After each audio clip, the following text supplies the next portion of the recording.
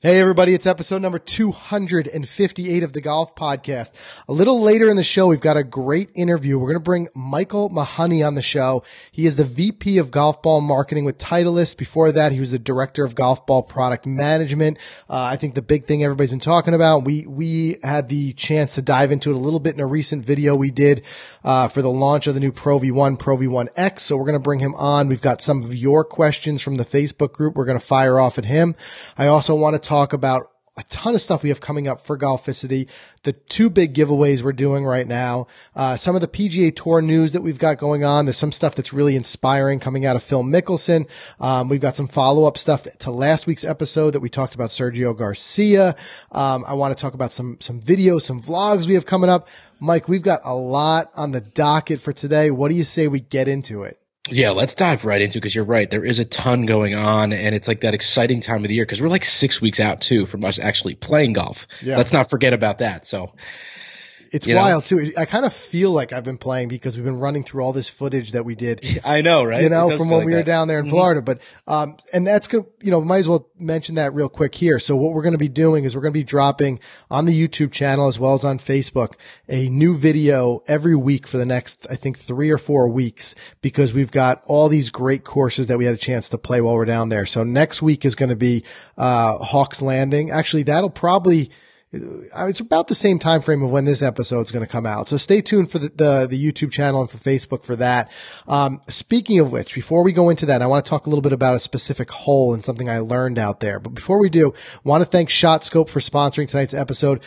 Mike, like we said, that Hawks Landing course vlog, it's almost complete. It's almost set to drop on the channel. It might be right about the time that this comes out, but we really put the V2 through the full 18. It was a tough, windy day.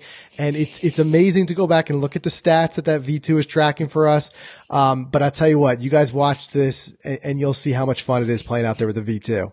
Dude, I can't wait to relive. I mean, it was a tough day on the course, but I can't wait to relive it because it was great. It was gorgeous, 72 degrees. It was sunny, beautiful Florida track. And we had all of us there. I mean, we had Chris and Eric, two other guys who write for us. They had their ShotScope V2s on. We were all able to track the stats from the entire round.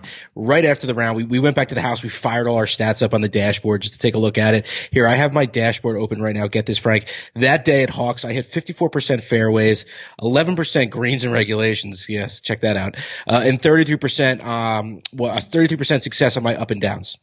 Plus there are hundreds of other stats that they spit at you when you're done. I can't get enough of this. We have a full year of it. I'm stoked for 2019. And I know it's early, but get this. I sit 24th on the leaderboard in average driving distance, on that Golficity leaderboard. It's pretty cool. That is cool. And I like the fact that we see that leaderboard has jumped up to 100 people. So we're in the triple digits. It's great to see everybody gearing up with the ShotScope, which by the way, I'm not too surprised with your green and regulation stat because you were scrambling like crazy that day. All over the place. I tell you what, we got one that's going to be on the video. You guys get to check this out where I don't know how you made par from where you made par. You were First hole. in the woods there and you punched it out on the green and somehow saved par. Punched it to 6 feet. Yeah.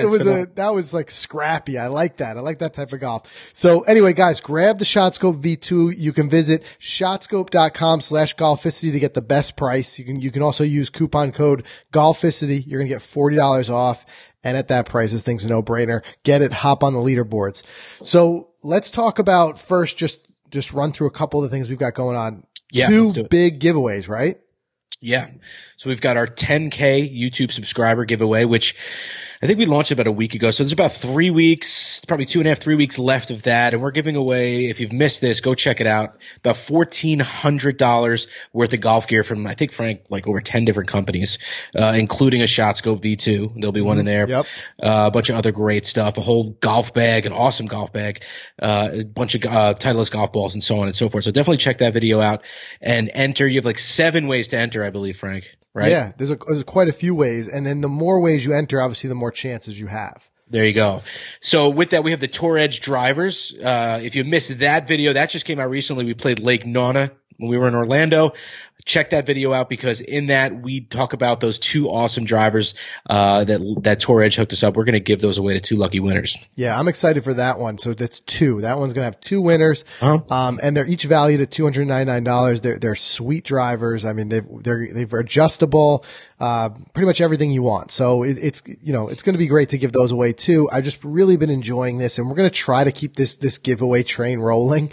I mean, it's just, for us, it's a ton of fun. We love doing it. As we've said before, we try to keep this thing going. That we know we're very fortunate. We get a lot of things through this endeavor. We get a lot of equipment sent our way. That was one example. So they had given us 2 drivers. Obviously, you and I, we're not getting rid of those TS drivers because we're smacking them a little too well. So we just said, hey, this is a great opportunity to give back again. So anytime we have that opportunity, we're going to do it. So these are brand new, unused. They're still in the wrapping, and we're going to give those away to 2 lucky winners. Check that out. Like I said, you can see that, the link to get all involved with that in the video. We'll also try to put that in the show notes for you guys as well. One thing I want to talk about, let's wrap up something from last week, because we had a lot of talk about this, a lot of chatter back and forth. So last week we talked about how to keep your head, when you're out there, how to stay cool, how to stay calm. Right. And that's a very big challenge. And then we talked about the 2 opposite ends of the spectrum of what we saw with Ricky, and him powering through what was a tough pill to swallow with the penalty he had to take at the Waste Management, and coming back and winning that. And then the things he said afterwards. I won't reiterate it all here. You can go back and listen to last week's show. But basically it was very inspiring what he said. Other side of the coin, we saw Sergio Garcia obviously caught a lot of backlash for the way he acted. We said it was not something that we thought was in any way acceptable for someone to act like that, especially if you're going to get upset. That's one thing, but to go out and actively damage the course and harm the ability to play for those behind you is a whole nother thing. That said, I'm not the type of person who holds a grudge. I know we're all human. Things happen. I'm not the type of person who will forever never root for Sergio again. I'm not. Right. My thing that I said last week was, I think the hardest pill for me to swallow was the fact that he hadn't apologized. Right. Mm-hmm. So I said, apologize, step up, be a man about it, admit what you did, and we can move on. And the good news is, just this week he did issue an apology. Did you get a chance to see that, Mike? I saw just on Twitter, just like the quote of what he said. Yeah. So what he said, in case anybody missed it, he said, I've obviously had some time to reflect and want to again say I'm sorry to my fans and fellow competitors. He said, what happened is not an example I want to set, and it's not who I truly am.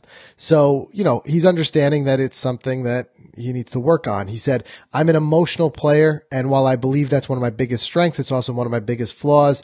I'm focused on working hard to channel that emotion the correct way, and, be the best me, learn from it, and move forward. I like that last part right there, learn from it. I say that with pretty much everything. This game will humble you very quickly.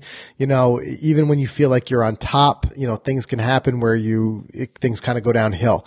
So it can be humbling. I think the best thing you can do is just kind of learn from that. And that's that kind of motivation to move on and just understand that everybody's going to take their lumps in this game. But I was happy to see him apologize. That's for sure. Yeah, I totally agree. Just move on, put it past you. I know he's out at Riviera this week at the Genesis. Yep. So there's people on him watching him. I'm sure some people are giving him some remarks, and it's not going to be an easy road for the next couple of weeks or months. But you build yourself back up. We've seen other players go through it. Right.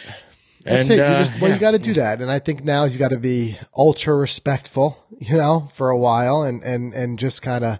But it just goes to show you, like, even off the course, just in life, I kind of take these things as an example because, how we portray ourselves in public and things like that. I mean, because that stuff, it can haunt you. I mean, everyone's always going to remember that. I mean, back on the course now, look at Patrick Reed. Yeah. That guy's never going to outlive that. He's always going to be under that shadow of being that guy. Right. And that like with Poulter and Bubba, they're all these guys that, they do it to themselves sort of. So they do. But I say there's one thing it's always there. The option for redemption is always there.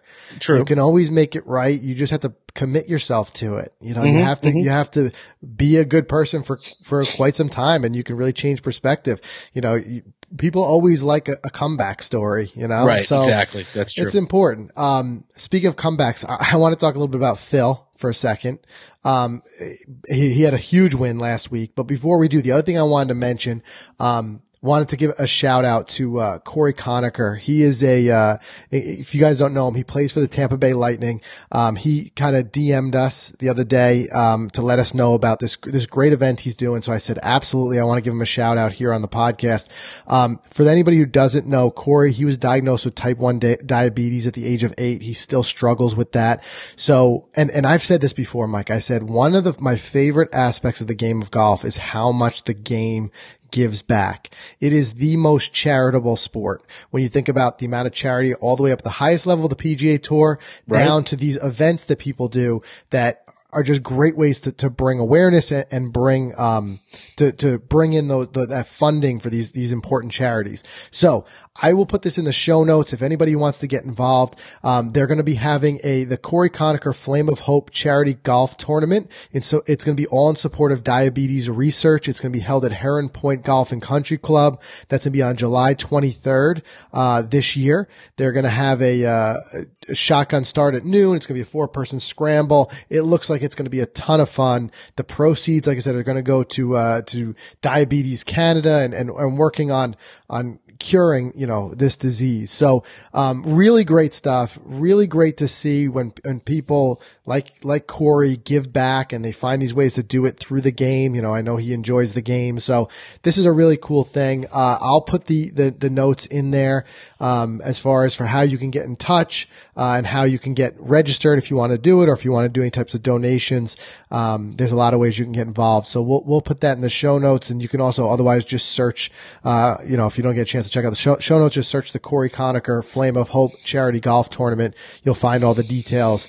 Be sure to check that out. And Corey, wish you the best with that. And I hope you guys hit your goal for that charity fundraiser. Okay, Mike, let's just talk about Phil for a second, right? So we saw Phil win last week, right? And here's what my favorite part of Phil's win. I've rooted for him for a long time. I think he's a great guy. I think he's great for the game. But how old is Phil now? Was he 43? No, he's got to be a little older than that, right? I think, let's see here. Phil, let's just look his age up right here. I think he's 48, right? He's a little bit old? 48. Yeah, so Phil's 48. And the fact that he's playing the way he's playing right now is inspiration that you can, you know, excel at this game almost at any age. So Absolutely. I think how old did you say he was? 48. Okay. So, right. So think about it like this. There's so many other sports that you feel like after your 20s or 30s, you're just like, all right, I'll just play it to whatever I can now, but I'm never going to peak. Here's a situation where you've got a guy who's winning on the PGA Tour. I mean, this is the epitome of performance. On top of that, the distance he's getting right now, it's not even like you're saying, I mean, of course, we know Phil's magic with his short game, but it's not even like you're out there saying, you know, here's a guy who's just like, he's keeping up with the other guys because of the fact that he's able to, with his, you know, make up for his lack of distance with his short game. Not true. He was, I think, 5th in the field in driving distance. And there's some big hitters out there. Mm-hmm. I know one thing he's been working with Super Speed Golf, which we're going to get them on the show because I want to find out more about that. You did a little bit of training with Super Speed. Right. But just the fact that you can get to this level and the way he's performing and do that at his age is so inspirational, because so many of us, we join this game late. A lot of people, they'll take the game up after, you know, maybe they start their career and maybe they're introduced to it through, playing golf for work or like a work event. The cool thing is you can get into this game late in life and you can excel. Yeah. I mean, I think this is so inspirational. I just love it. I just love it. And for me too, like I'm a guy who's in his late 30s and just realizing that I don't have to start worrying about how do I like play while my body winds down. No, forget that. I can say I can continue to accelerate. I can continue to get better for another good 15, 20 years plus. I mean, if that doesn't jack you up, nothing's gonna. No, absolutely. And you got, who's this guy? This guy, you know who always he just stays winning? Every time I try to, he's always on top of the leaderboard. Bernhard Langer, right? Senior tour. Yeah. No one even comes close. I mean, the other day he was 18 under, and the guy in second was like 11 under. Yeah. You know, and this guy's 61. I mean, granted, it's a different conditions, but it just goes to show you just keep playing this game and playing it. I love it. That's it. I mean, 48 years old at PGA Tour this is as high as it gets, right? He is Phil is first in birdie average, third in scoring average. He's sixth on the FedEx Cup standings, 24th in driving distance with an average drive of 304.4 yards. So it's just like, boom. I mean, it's just proof right there that I don't care, what age you get into the game, you can grind it out and just continue to perform high. And you know the storyline that he's the only major he has not won this year is on the course where he just won. Right. That's true. So, I mean, think about the confidence going into the U.S. Open this year. We'll see. Yeah. I tell you, I'd be rooting for him. I'd love to see it. I'd love to see it happen for him. I hope he wins it this year for sure. We have to, if we get, our guest Michael here on the call in 1 second. But before we do, the other thing I wanted to mention real quick, and this is something that you try to have as many takeaways as you can. When we played Hawks the other day, we had that, we were faced with a lot of wind. There was a ton of wind out there. And when you have wind plus a lot of water, usually it's a disaster. But within this vein of Phil and always working on getting better. What I love about this game is I feel like I'm always learning. It's always, teaching me there's more to learn no matter what we do. We've been doing this for 6 years. We're talking about golf instruction and things that we're learning and we're decompressing it. There's always more to learn. A great example was that one hole. Do you remember that hole with that island style green? Yeah. Okay. With the alligator on the other side? Exactly. Yeah. So here I am thinking I'm playing such great strategic course management. And I think I've got this thing all thought out.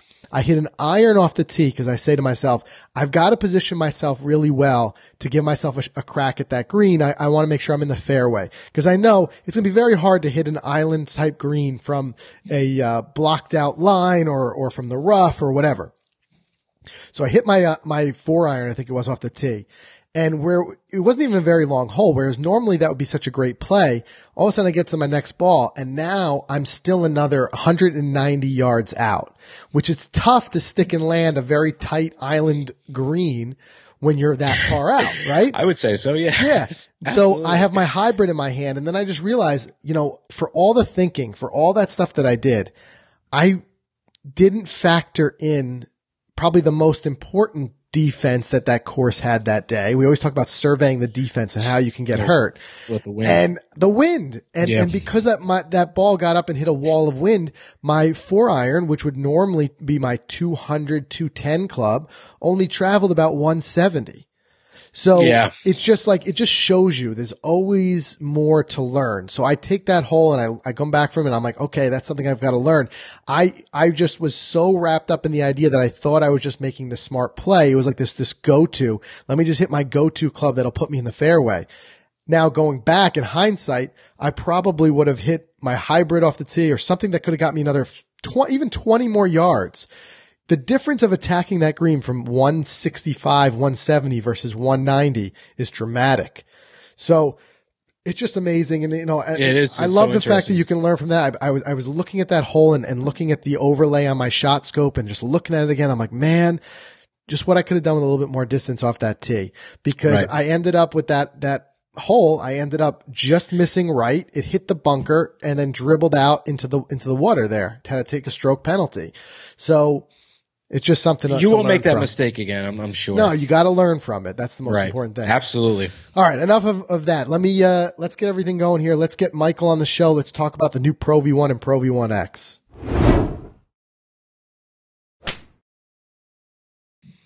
Hey guys, this episode is sponsored by Titleist, the #1 ball in golf. Okay, Mike, a little less than a year ago, we visited Titleist Ball Plant 3. We saw firsthand how the Pro V1 and Pro V1X are made.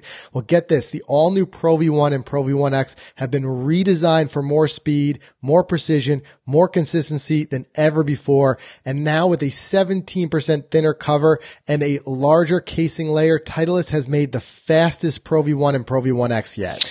Yeah, and when comparing the two, it's important to know that the Pro V1 has a softer feel and lower flight than the Pro V1X.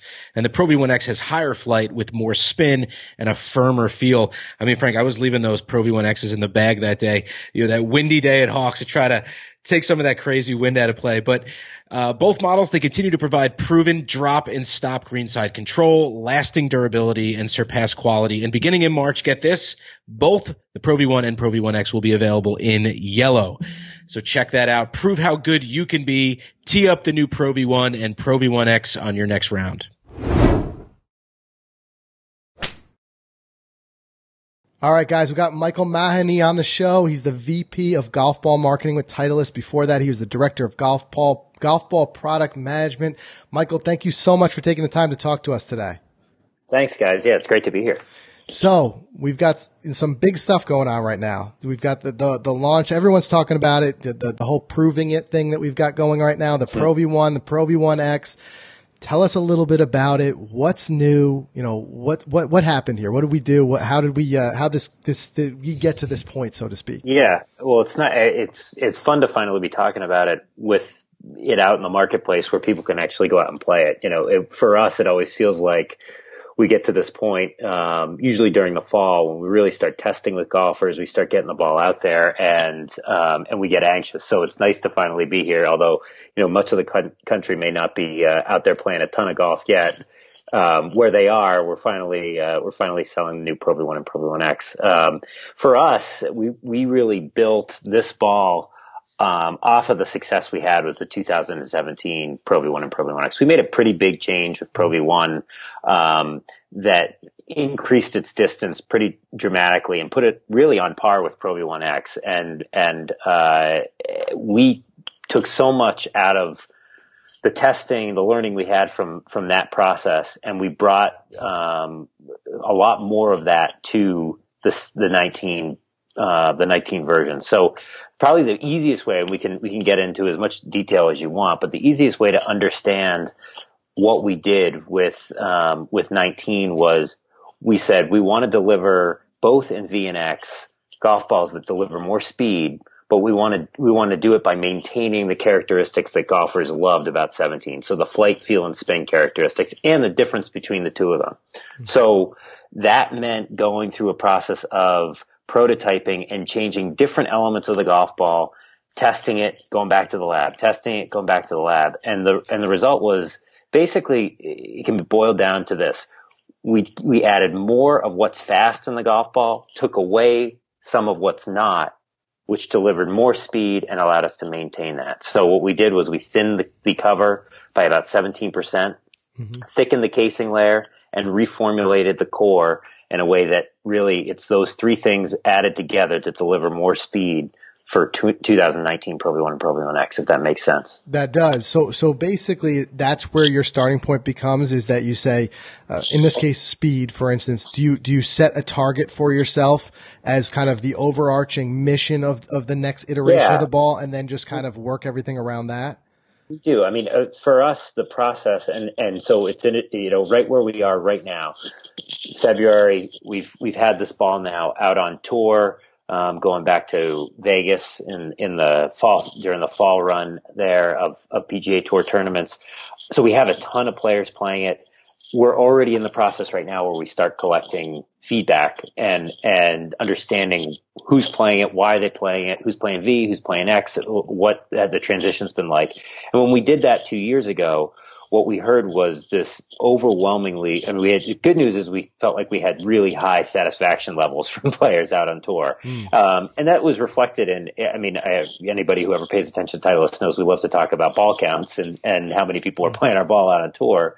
But we saw in 2018, it was sort of an unprecedented year for us. And we had, on the PGA Tour, we had about 72% over the entire year of golfers playing Pro V1 and Pro V1X. Which was as high as we ever had. So we had a lot of players who were really happy with what they had. And what they told us was, particularly the players who had switched into Pro V1, they were saying, boy, I love what you did here in terms of improving the distance characteristics while really maintaining Pro V1 as a Pro V1. That was always the thing, was if you give me more distance, that's great, but don't make it harder. Don't make it fly higher. make the spin characteristics change dramatically. And in order, the path to distance oftentimes is, hey, let's fly higher. Let's jack compression up so we get more speed. Pro V1, we were able to add distance by not doing any of that. So that was sort of that led to a lot of the feedback we got and resulted in us going out and developing a golf ball for 2019 that added speed without changing anything else. Yeah, I would imagine you would get that because guys out there, especially, are very particular about their ball. They're going to say, yeah, I'm happy if you chase a little bit better, but don't mess with what I love with it right now. Definitely. And I think we saw that on tour, but we also saw it with golfers who were just playing it. I think we do a lot of different types of testing and a lot of market research. We talk to golfers all the time. And one of the things we saw was that golfers were coming and telling us that their loyalty to a particular model was as high in terms of our measurement that we've ever seen, in terms of, I'm likely to buy the same ball I'm playing today the next time I go out and purchase a dozen golf balls. And to that is a pretty good measure of satisfaction for us. Yeah. So is that a traditional cycle as far as from concept to R&D to release is about 2 years for you? When you release 2017, is that when you start the process of then, kind of learning from that and then working on the next iteration? Typically, yes. And so when we talk about our process, it's what we would call sort of this dual path approach, where we have both what we'd say is sort of our technology or innovation out process, and we also have our market and golfer in process. So those tend to come together in the midstream, but R&D is constantly working on things that may never ever show up in a golf ball. So if you walk into Titleist R&D and the 80 scientists, chemists, mechanical engineers, all these crazy smart people are working on different things, they are trying to put stuff together and see how it works. On the sort of market-facing side, our product management team's out talking to golfers of all different walks of life, whether it's a tour player or it's the guy who just is trying to break 100 for the first time, and we're getting feedback. And we bring all that together, write a product brief, and that's where it sort of comes together, where we say, well, what is R&D doing? And they might be working on something. As an example, the innovation that we brought to 2017 from an aerodynamic perspective was something that had been in the works for several years, and it was sort of ready for prime time when we brought it to market there. This thinning of the cover process was a huge undertaking for us because we make all our own golf balls in our own plants. And so mastering the ability to do that, not just in the lab, but be able to do it in our plants, was a several year process. So we were working on this well in advance of that 2-year cycle. Where the 2 years comes in is we do like to be on a pretty regular 2-year cycle, but it comes to, hey, this is what we're going to try to do. How are we going to get there? And R&D looks at where different projects are in the queue and tries to put together in an actual golf ball. That makes a lot of sense. And I think where I wouldn't have had perspective of had I not gone through the tour at Ball Plant 3 was the idea of the actual manufacturing process that needs to change for this. Because of the fact that not only, and you hear a lot of time, we hear your team say, you guys manufacture the ball and you control that whole process. But I think that one layer deeper that we learned on the tour was that you're actually manufacturing a lot of the tools that are used in the manufacturing process. Right. So those dies and things like that it's making. So there too, I mean, I would imagine it's quite a large team of engineers here, because you're working with the people who are working on the ball, but then you're working on the people who are working on the tooling. So it's like, not only can the ball do this, but can we create the tooling that needs to be made to make this and all that other stuff, correct? That's right. I mean, there's the R&D team doing research. There's the engineering team that sort of lives almost as the bridge between R&D and our operations team, who's going to go out and make golf balls and run our plants. But a lot of times if I'm given a tour, one of the things I talk to people about is going back to our roots. It's kind of interesting when you think about where we came from. We talk so much about technology, but really we were founded on the premise that by controlling manufacturing and having a better process, not only will we deliver a more consistent and higher quality golf ball, but actually one that performed better. So if you think about golf balls when we first started making them back in the 30s, they were wound golf balls, right? They were mostly very inconsistent. Some of the things that we did back then, just by being able to wind golf balls tighter so that the compression went up, compression delivered more speed and more spin, which, back in the 30s was like groundbreaking. So you got not only a golf ball that performed the same every single time, but you also got a golf ball that just performed better. So still to this day, half the time when we introduce something that's new, it's the combination of technology and process coming together to deliver a better ball or better performance. Yeah, that's quite a few wheels in motion there. So that brings us to where we are. So tell us a little bit about the Pro V1 and the Pro V1X. What some of the improvements are for people who are already playing them, but also for someone who's maybe thinking about making the switch. How do they go through that process? How do they decide which ball is right for them? And generally speaking, which might be better for different types of golfers? So let's talk specifically about what's new and how we deliver more speed, right? So for starters, we did more of what we did in 2017. One of the big innovations in 2017 was the core reformulation and process for Pro V1 that allowed us to deliver in not changing the compression of the ball, so not changing the field characteristics, lowering spin and increasing speed. Generally, you can do one or the other. It's hard to do both. We did both with 2017, and that's why that was such a big advancement.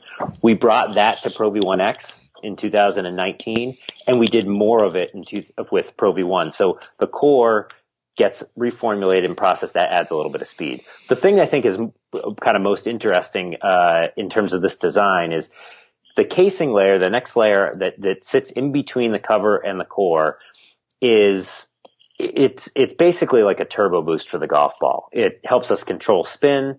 It adds speed to the product. It's the fastest material on the ball. When we make that thicker or thinner, typically the way we do that is by making the core larger or smaller. What we did this time around was we actually took the cover and looked at its thickness and said, well, the cover, as valuable as it is to delivering spin in the short game, and feel on Pro V1 and Pro V1X, it's incredibly important, something that differentiates Pro V1 and Pro V1X from a lot of golf balls out competitively. It's also very slow material. It's not material that adds speed to the ball. So we looked at what if we took away some of that thinner material, added more of the fast material, would we be able to maintain all the other characteristics in terms of spin and feel? And what we found was that we were able to do exactly that. So again, boiling it back down to that, more of what's fast, less of what's not. Almost 20% thinner cover on both balls, thicker casing layer, gives you more speed.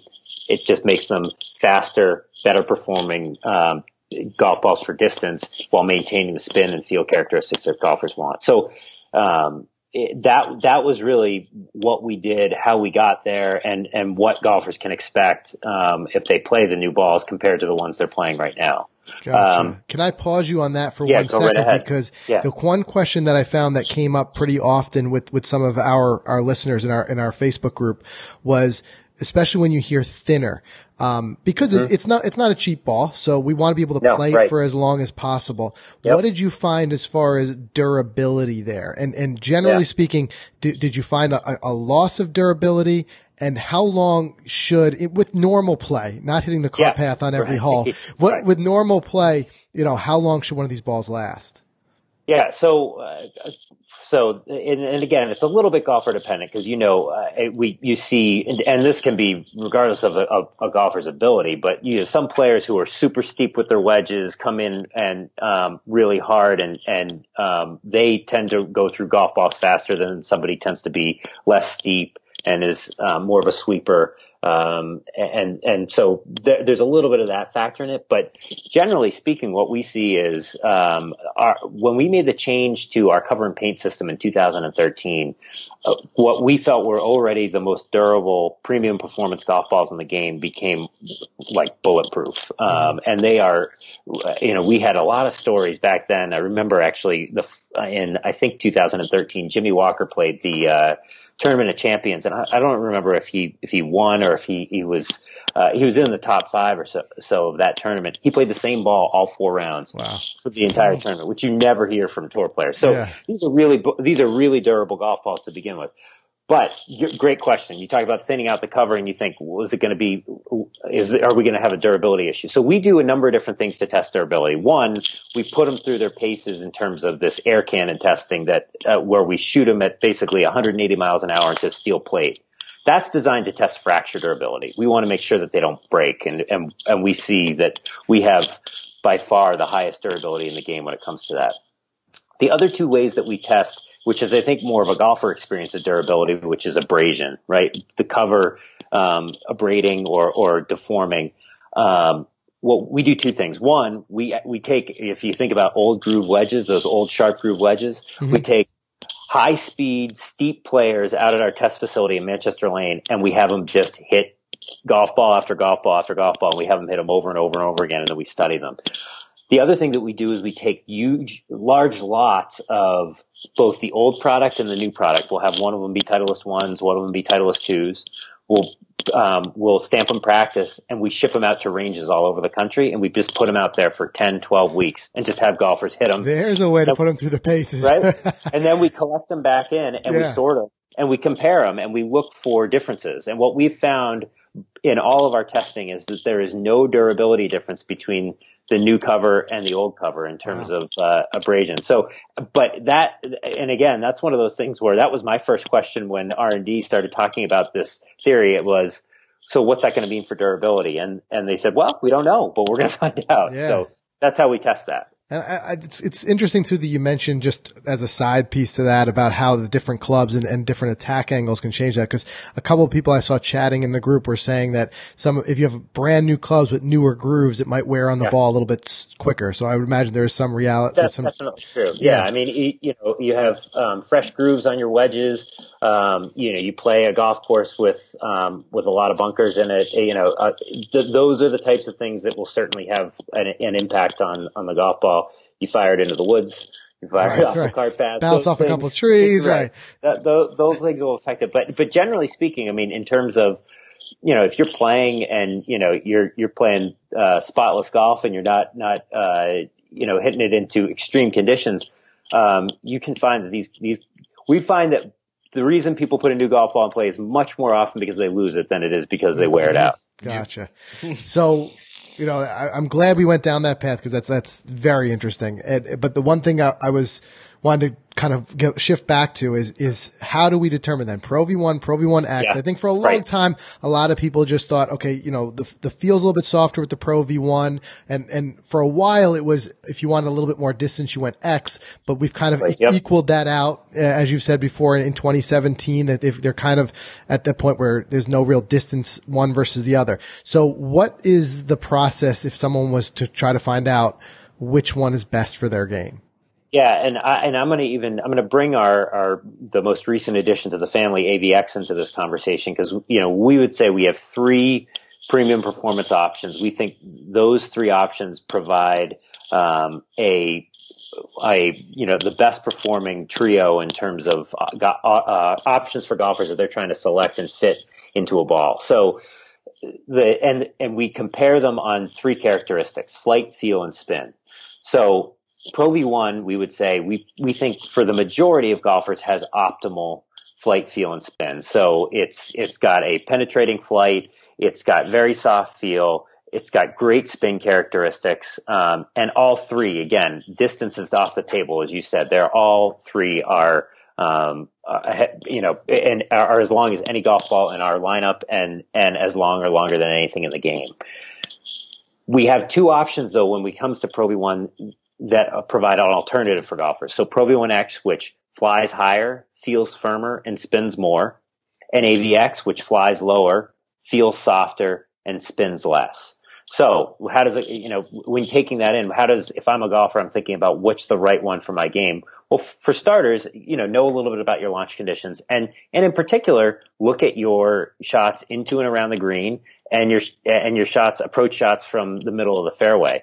Cause though optimizing your spin characteristics into the green, is really important. So we see as many, it's funny, sometimes I think people have this idea that Pro V1X it's the bomber's ball, it's the high speed ball, because that's, what all the tour players historically had played, and they would have been right several years ago.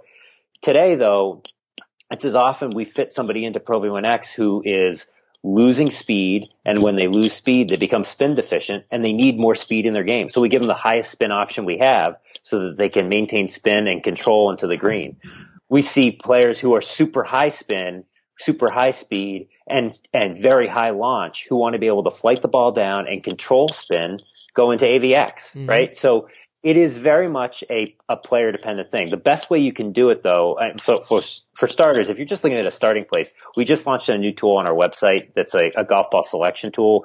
We went out and we tested this with our live fitters. We do tons of fitting events around the country every day. And what we found is it was pretty good in terms of fitting somebody into what we would recommend for them. Mm-hmm. But we always say, once you get a sense of what, a couple of options are for you, go test them on the golf course and put them through their paces on the shots that you're going to hit.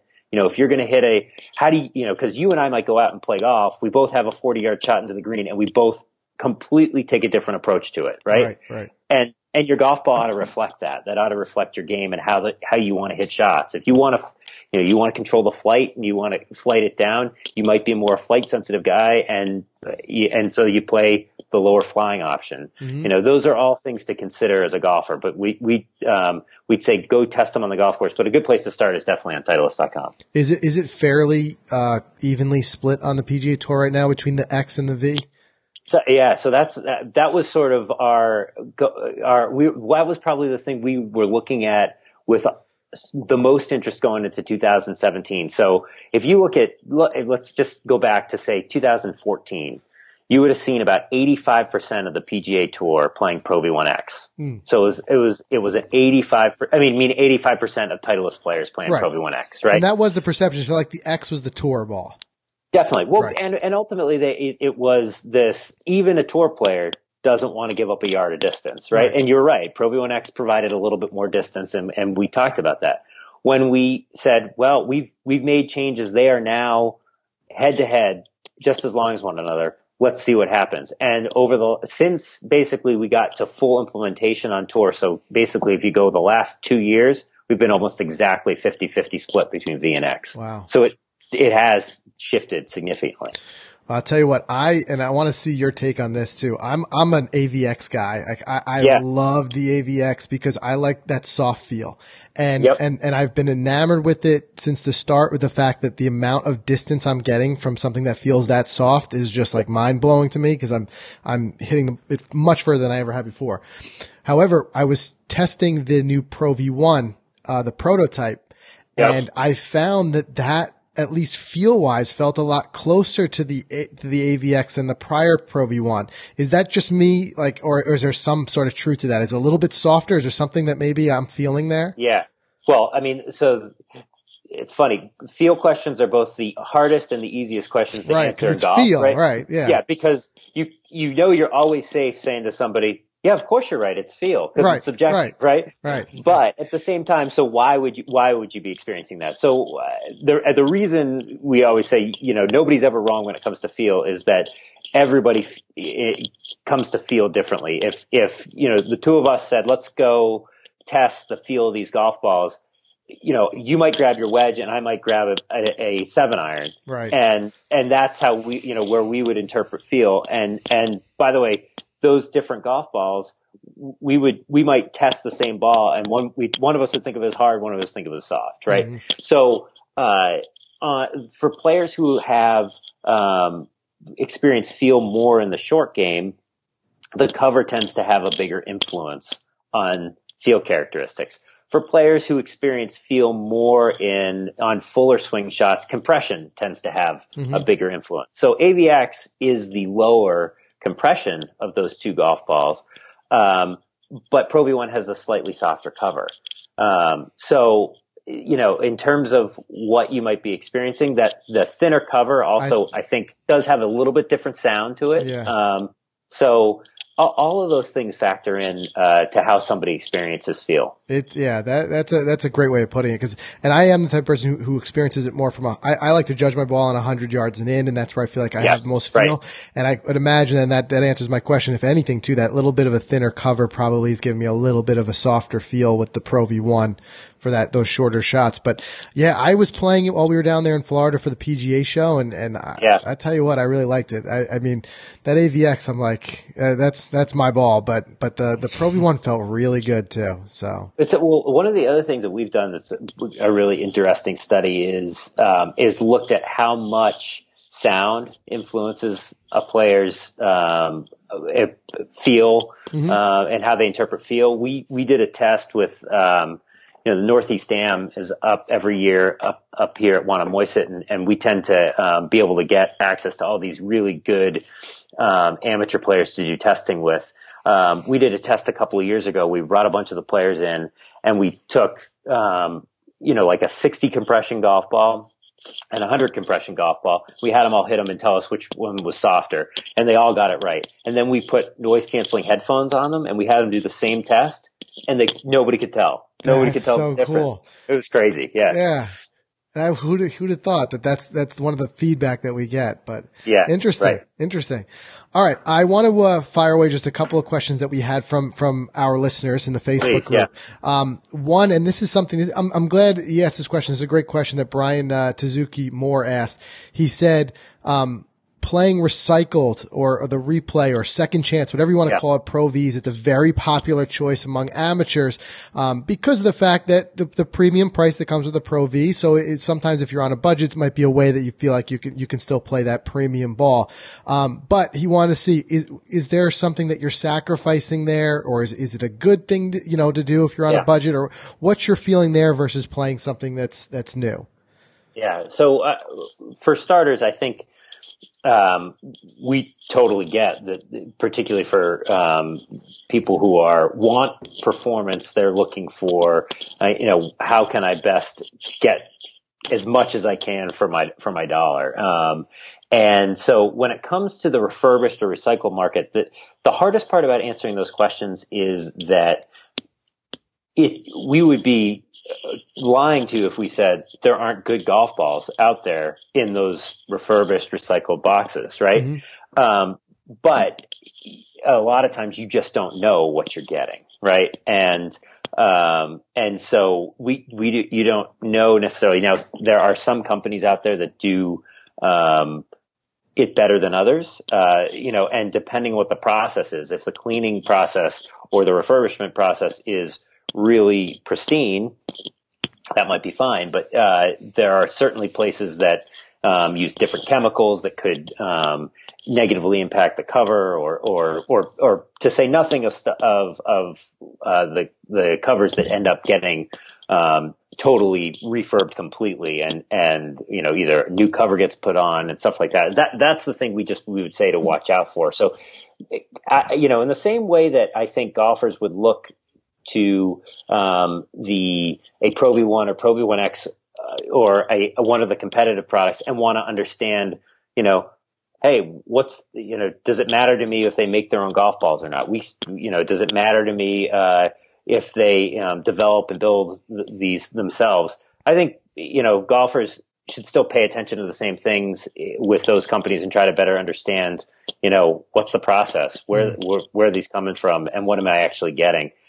We still, as you probably would guess, believe that buying the latest and greatest gives you a real advantage. Mm-hmm. We wouldn't invest as much as we do in R&D and operations if we didn't believe that. But that's not to say that we don't understand that market and can get it. Right. And truth be told, if you want to take advantage of the new 2019s, I would imagine it's going to be some time before those make their way into the recycled universe there. So those you'd have to buy them new to check that out.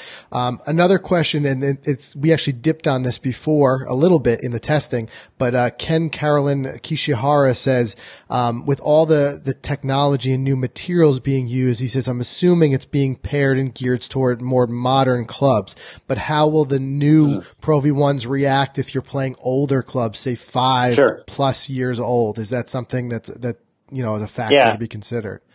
Well, so, I mean, the good news about golf ball design and development is that it is geared towards optimizing on a gigantic range of shots, right? So we don't design golf balls to perform in a really narrow set of launch conditions. We design them to perform on all launch conditions, not because we're designing for just all golfers, but because every golfer who goes out and plays a round of golf over the course of whether they have 70 shots in their round or 110 shots in the round, the variety is pretty much the same, right? Everybody hits short shots, everybody hits long shots, everybody hits out of bunkers, everybody hits pitches, long irons all throughout the round, and the golf ball's got to perform on every single one of those. Right. So the short answer to that question is, the new ball is going to perform great no matter what clubs you are using. I mean, I will say we watch equipment trends really closely, right? And pay attention to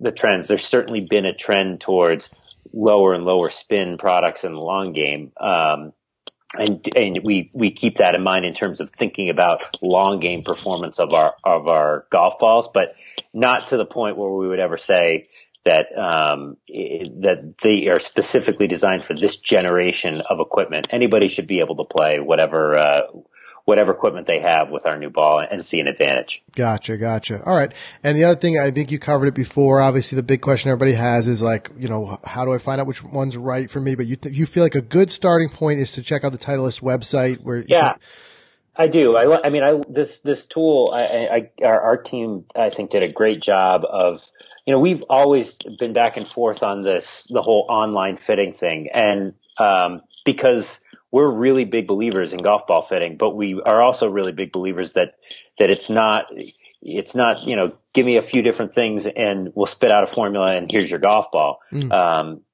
Golfers, just for the same reason we were just talking about, golfers hit a lot of different shots, and making sure that we look at a lot of different shots to interpret what the right ball is for them is a big part of the process.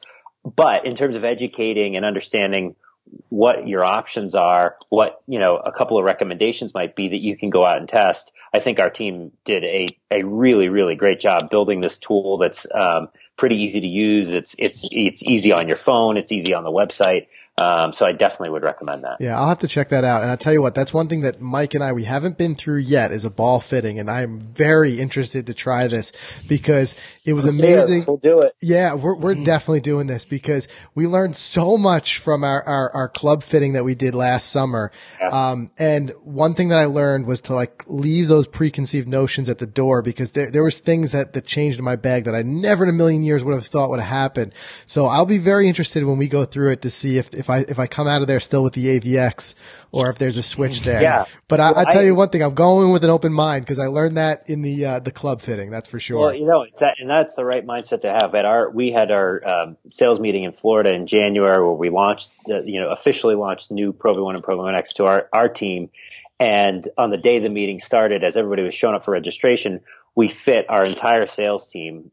We had them all go through a ball fitting. And again, these are our Titleist sales reps out talking golf balls, golf clubs every single day. And the number of men and women who went through that, who came up to me over the course of the couple of days and said, I have to say, that may even change my perception. I didn't realize, I was maybe playing the wrong ball, or I didn't know how much went into it. And so it's definitely worth doing. It is. And you know what? If nothing else, you come out of these fittings because the detail that goes into them. You come out with so much confidence. I mean, you could feel very confident that you're playing the right ball based on the performance, but at least I felt that with the clubs, the confidence that you have afterwards when you realize the thought that just went into putting this in my bag rather than just picking it up in the pro shop and putting it in. Like there's so much thought that went into this club. I feel like I have so much more confidence every time I swing it. I feel like I think a similar experience is coming with the ball fitting. Even if I come back out with the AVX, it's just like that one more step of boost of confidence of saying like, I'm playing the right ball and I know it. you know? know it's right for me. Yeah. Right. Exactly right. So, exactly. That's great stuff. Well, listen, we appreciate you taking your time to talk to us and kind of decompress this a little bit because, like I said, I know there was a lot of questions about it. It's been a lot of excitement too because especially, you know, you take a ball that has such a legacy like the Pro V1, Pro V1X, and then being able to add the speed and add the things that we're seeing. And we're seeing already a lot of the performance and the validation from the tour. Mike and I, like I said, we've been testing a little bit with the prototype balls that we were working through, and now that they're released, we're playing them. So it's great. Yeah. It's a great chance to get to bounce some of this off of you.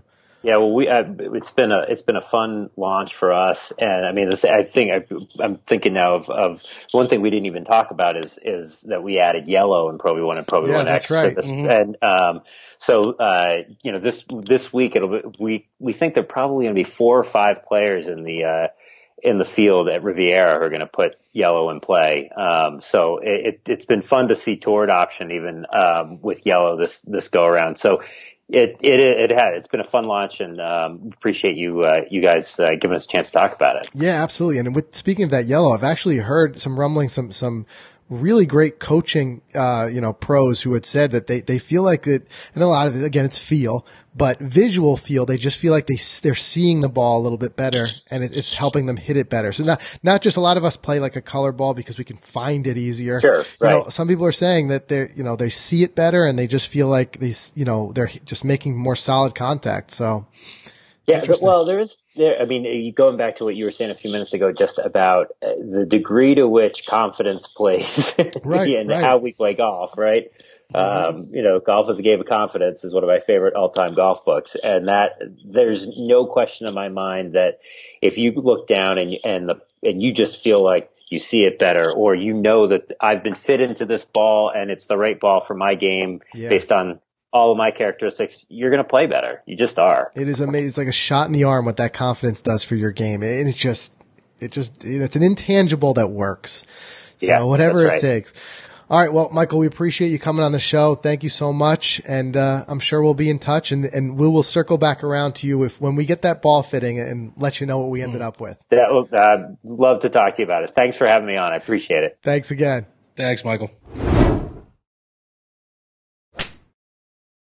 Okay, so that interview is something that I've continued to say in every endeavor that we've taken on with Titleist.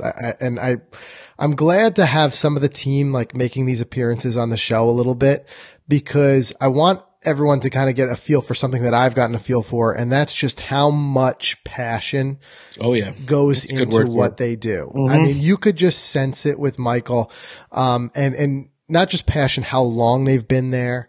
He's been doing this for quite some time. We learned that we went to the Ball Plant 3, how many of the people had been on the team for so long. You just sense it. You sense the love they put into it.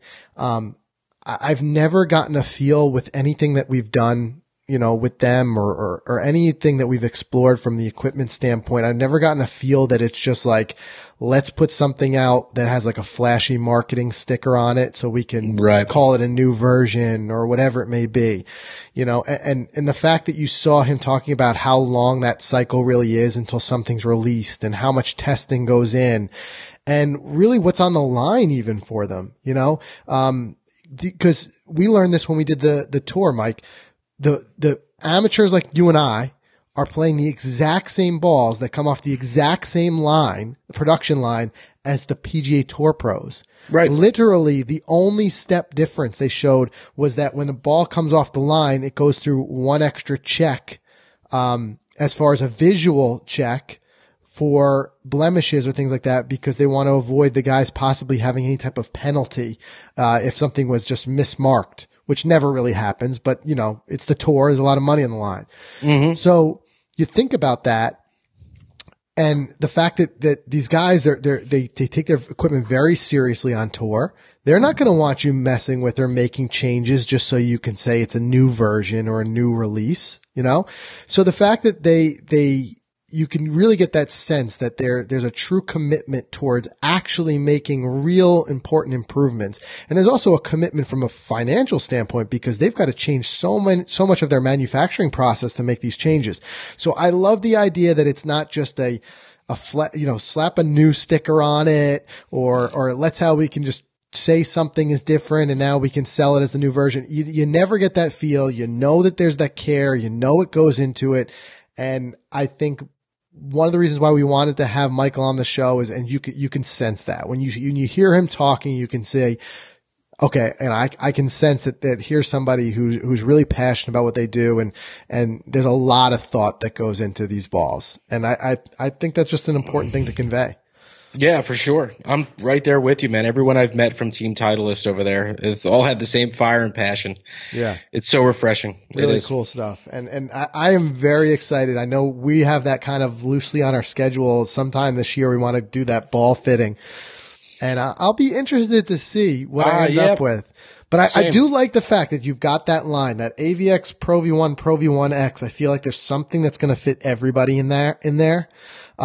So I feel like you're not having to say, well, I'm sacrificing something to play a better ball. It's like, no, you'll find something that works in there. But I want to go in because especially the way I was hitting that Pro V1 in Florida, I was hitting it really well. I'm just like, am I going to be possibly making a switch? I don't know. But what happened with the hybrid? Look what happened there. Right. I never thought I'd put a hybrid in my bag. So who knows? So I'll be very interested. But like I said, if nothing else, even if I come out of that fitting with the AVX, I'll just have even more confidence that it's the right ball for me. Right. So good stuff. So, you can get to the show notes, everything we talked about by going to, golficity.com/episode 258, or you can catch it in the free Golficity app, which is available for Android and iOS. We also will link to everything that we talked about here, that Titleist tool that you can use for the fitting online, and everything we talked about earlier in the show, like, Corey Conacher's tournament, and some of the other stuff that we've got going on, the 2 big giveaways. There's so much going on right now. So we'll link to that in the show notes. You can check that out again, like I said, by going to golficity.com/episode 258, and we'll catch up with everybody again next week. See you then.